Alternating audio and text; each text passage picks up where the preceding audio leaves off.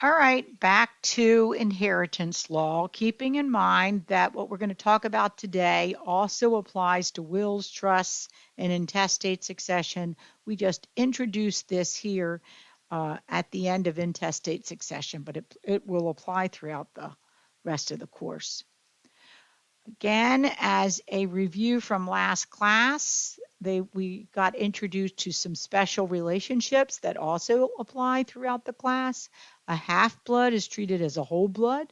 An adopted child is treated the same as a biological child.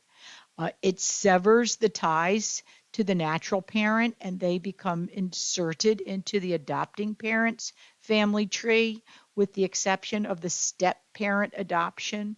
The adopted child remains able to inherit from or through the natural parent who is married to the adopting parent. Keep in mind that once the adoption occurs, even if the parties divorce, that does not undo the adoption. Non-marital children treated the same as biological children. If any jurisdiction tries to create a statute that would in any way treat non-marital children differently, you could argue that that's unconstitutional. We have a Supreme Court case that has addressed that. And genetic material, children born as a result of genetic material have to be born with the consent and with a within 2 years. This issue actually was generated by a Social Security case. Children were born after the death of their father and tried to collect Social Security. In that case, they were unsuccessful, but then jurisdictions enacted legislation that made sure children born as a result of genetic material which were consented to by the intestate, testator, or settlor, consented to support, will be entitled to inherit as a child, provided they're born within 2 years. All right, so now we have some additional special provisions, and it's called special provisions because actually when we get into the wills material, you will see how we can draft around these statutes. They are simultaneous death, disclaimer, and slayer. Simultaneous death is not the same as survivorship. What it is that two people die in a way that we cannot say that we had a survivor. That doesn't necessarily result in too much trouble in terms of intestacy because they haven't even survived an instant under common law.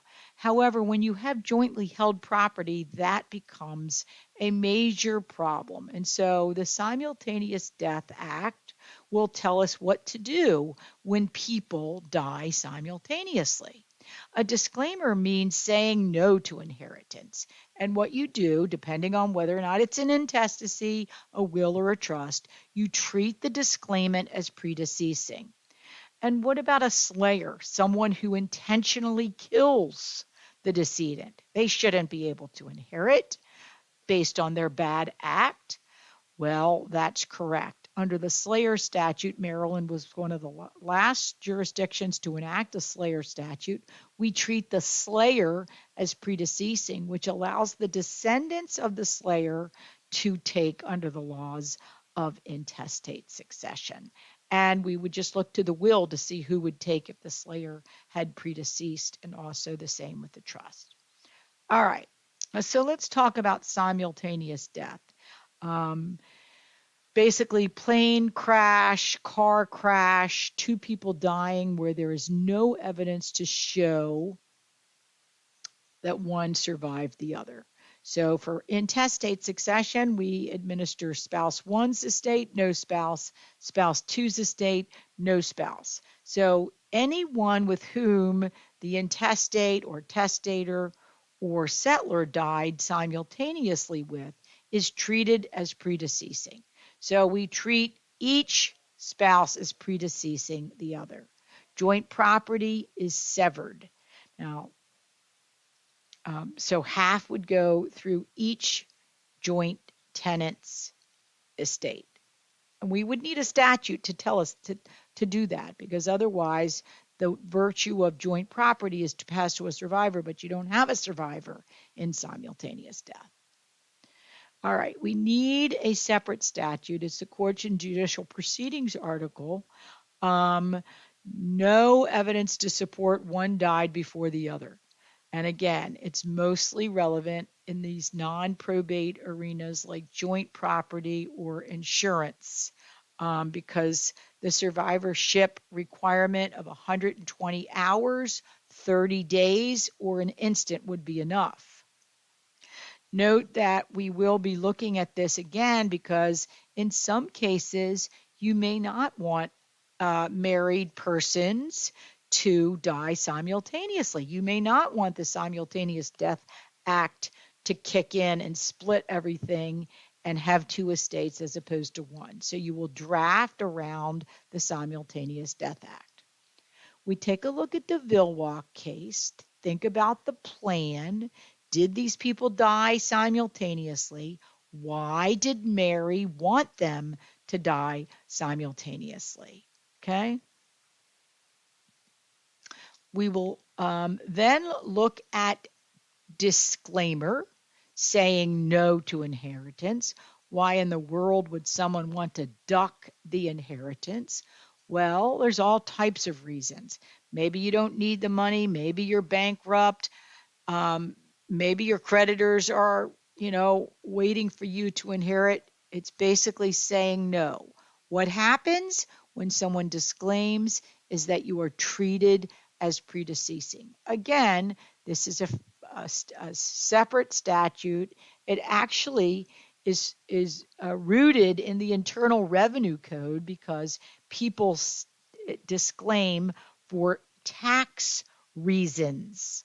You can see grandpa is leaving property to son and daughter, and they don't want the property. Maybe they're too rich, and so they disclaim so it passes. Again, if it's intestate, it's going to be treated as that they're dead, and we'll look to the next taker. If it's a will, we look to the will to see what happens if someone is predeceasing. Same with the trust. We're going to take a look at the Troy v. Hart case, which is the Maryland case that shows us not everyone can disclaim. And this was a limitation imposed on the recipient of medical assistance. So generally, we're going to treat the disclaimant as predeceasing. We do have some public policy limitations. Of course, you can't disclaim if you owe taxes, you're filing bankruptcy, or Medicaid. But if you just have some Visa and MasterCard debt, that won't be enough to prevent the disclaimer. What about a slayer, someone who intentionally kills the decedent? Should they inherit? Absolutely not.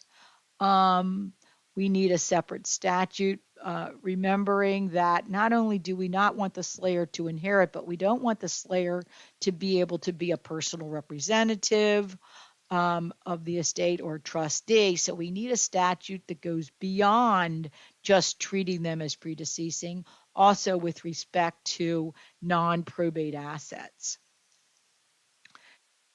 Maryland got its slayer statute based on the domestic killing of a woman named Ann Sue Metz.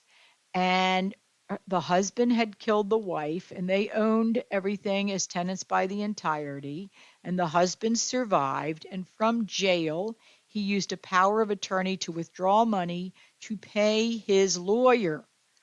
And as a result of all of that, we were able to, after 2 years of being before the General Assembly, get the slayer statute passed.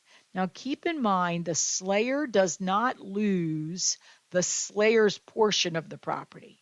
So if the slayer and the victim own property, $100,000 worth of property, the only thing the slayer is prevented from getting is the survivorship interest. Okay, so they'll still have their half, but the half that they would receive by virtue of surviving the victim will not pass to them by operation of law. There is a slayer's problem. It's important to understand the slayer's problem because you're only prohibited from inheriting from the victim. If the victim dies and property goes to someone else, and then the slayer inherits from that someone else, there's no problem with that. And that's basically what happened in that bar exam question.